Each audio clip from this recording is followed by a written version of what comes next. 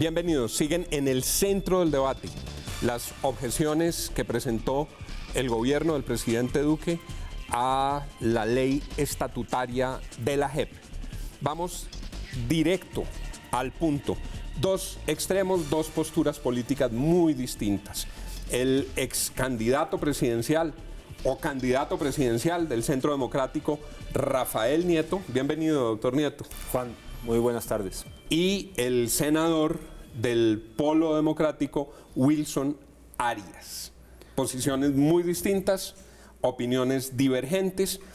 ¿Por qué están en desacuerdo manifiesto y abierto con las objeciones, senador?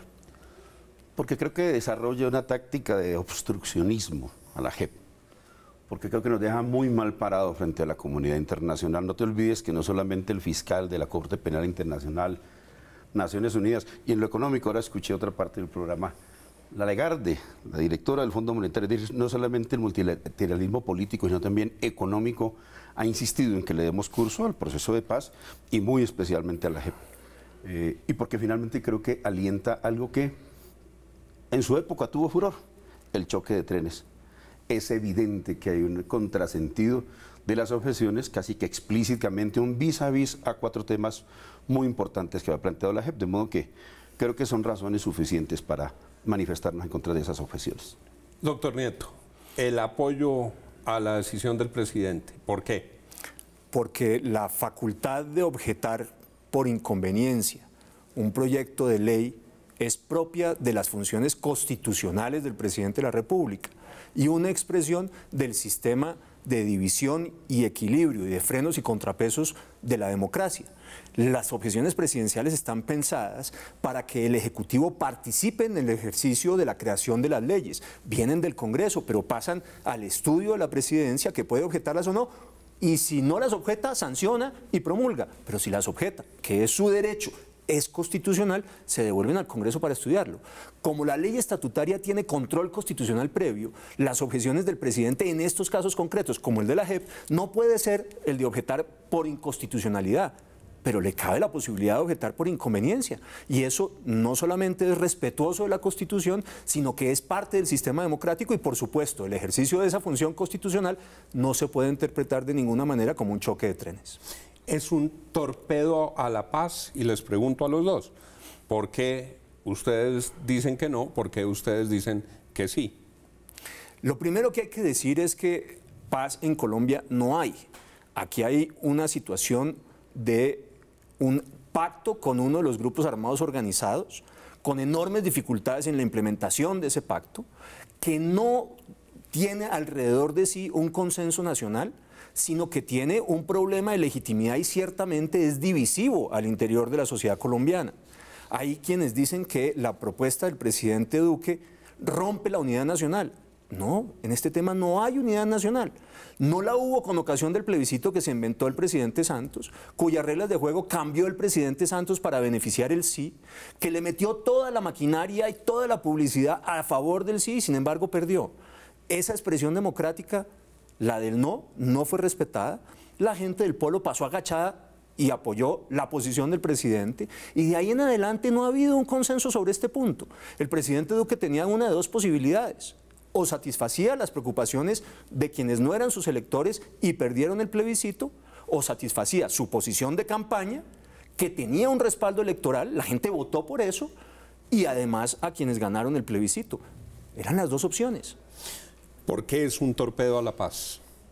Porque evidentemente la Justicia Especial para la Paz es la instancia más importante que estamos dirimiendo en general. Nos lo hemos pasado además dirimiendo estos asuntos desde hace algún tiempo, creo que un poco extenuante además, porque en efecto tiene razón el doctor Rafael, hay una polarización del país, hay una confrontación que me parece raya, creo que ya en un momento de gran dificultad política para estos menesteres, que puede algo así como demeritar en general la función de la JEP. Me preocupa mucho, independientemente del curso que tome el proyecto, espero que la sensatez prime y que no se atiendan estas objeciones, pero la suerte de la JEP no es solamente esto, es decir, estamos hablando de institucionalidades. Yo, en cierta medida, el pueblo viene aquí a defender la institucionalidad esa que en general le ha sido esquiva, esa que no legislamos nosotros solamente y que cuando podemos votar lo hacemos pues en unos consensos muy especiales.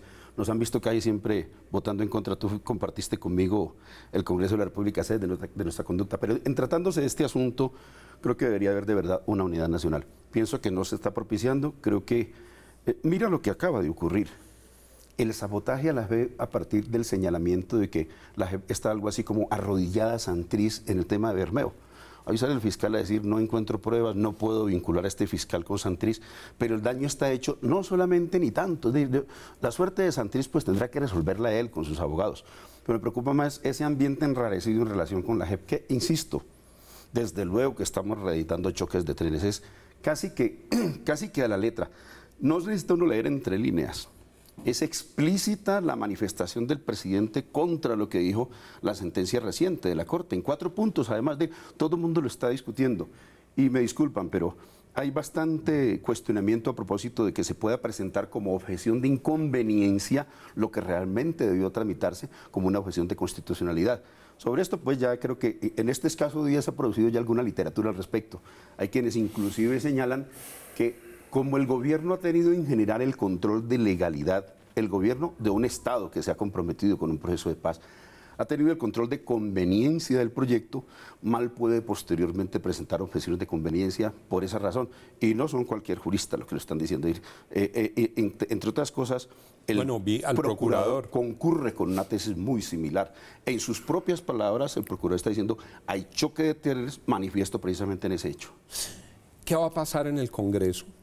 Usted que es senador con su curul, ¿cómo está percibiendo el ambiente en el Congreso? ¿Tiene mayorías el gobierno? ¿Las está tratando de conformar? ¿Qué está pasando políticamente? En la Cámara muy probablemente no tiene mayorías.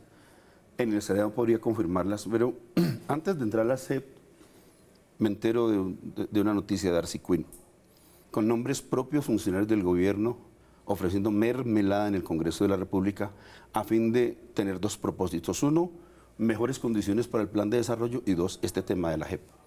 Es decir, el gobierno que había prometido no mermelizar, por inventarme un verbo maluco, el Congreso de la República, acude a él yo mermelizo, tú mermelizas, él mermeliza. Y ellos se dejan mermelizar.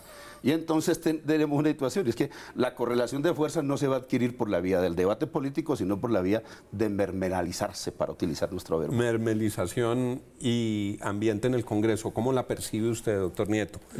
¿Cómo siente ese Congreso? Lo primero que hay que decir, Juan, es que en realidad donde hubo una ruptura de la institucionalidad fue primero al desconocer el plebiscito, al que se le habían cambiado las reglas de juego para favorecer el sí, después en el manoseo sistemático de la Constitución política y finalmente en la ruptura del sistema de administración de justicia, creándole un órgano por fuera del sistema, que es la JEP, primero. Segundo, lo que hay que decir también es que la deslegitimación de la JEP no viene de los ataques externos, sino de su propia conducta. Acusaciones del anterior secretario ejecutivo contra la presidencia de la institución, Néstor Raúl Correa contra la presidencia de la JEP.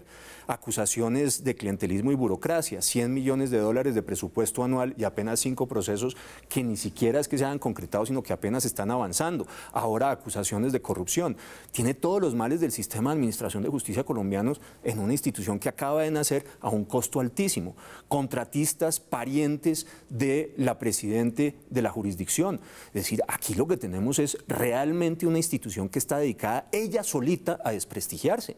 Para no hablar de hechos que son realmente asombrosos. Al menos 3 de los defensores de Santrich tienen contratos en la Jurisdicción Especial para la Paz.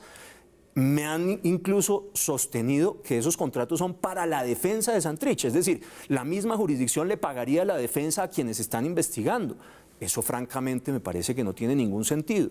De manera que la tarea del desprestigio de la JEP no viene de quienes estamos señalando sus defectos, sino de los defectos que está teniendo esa jurisdicción. Después habría que decir lo siguiente, este es un debate claramente político, y tendrá que decidirse políticamente. Y aquí no es el gobierno el que tenga que construir las mayorías. Los que defienden El rechazo a las objeciones son los que tienen que construir la mayoría absoluta de la mitad más uno de los miembros para rechazar esas objeciones. Y esas objeciones son claramente políticas, no constitucionales. Hay una evaluación del presidente de la República sobre la conveniencia o inconveniencia sobre las normas y sobre eso produce su opinión en relación con las objeciones. Veo que quiere una réplica, senador. Una amable réplica en el siguiente sentido. No, pues es decir, quien quiera ganar tiene que conformar las mayorías. Yo no estoy discutiendo eso. Lo que discuto es el método y los dichos, porque ha resultado bastante inconsecuente el gobierno con los dichos de campaña electoral y no solamente esto de orden. No hago un listado. Me quedo en el fracking, por ejemplo, claramente, los recursos que le están mintiendo. Pero en esta materia, yo recomendaría que en general reconociéramos que esta institucionalidad surge en una sociedad concreta como la colombiana, en la cual es verdad, desde las élites hasta capas, inclusive populares, están tocadas de hechos de corrupción. En ese sentido, creo que esto es un hecho muy lamentable que nos propone un debate ético muy profundo. Deberíamos revisarnos todos de manera muy seria sobre este punto. Pero si de llorar se trata, voy a utilizar dos figuras de personas que no son propiamente afines a mí. Nuestro ex procurador, flamante canciller, decía, lloremos por los dos ojos. Si hemos de llorar por la JEP, creo que hay unas cuantas lágrimas que lamentaré. Yo no soy un defensor de oficio de la JEP ni de la señora, qué sé yo.